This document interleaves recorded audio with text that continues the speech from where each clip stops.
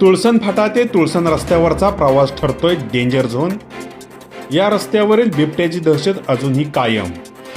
गुरुवार दिनांक 26 डिसेंबर रोजी सायंकाळी बिबट्याचा दुचाकीवर हल्ला. 2 युवक बालंबाल बचावले. बिबट्या दुचाकीच्या पाठीमागे लागल्याचा थरार कॅमेऱ्यात कैद. तुळसण येथील प्रतीक रमेश माने व संस्कार शंकर वीर या युवकांच्या दुचाकीवर बिबट्याने केला हल्ला. माजी सरपंच रघुनाथ पाटील यांच्या सागवानबाग परिसरात झाला हल्ला.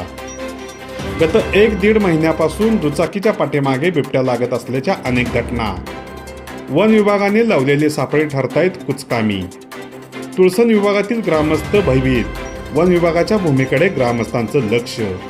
तुळसण परिसरात दिवसा प्रवास करणे देखील झाले अवघड.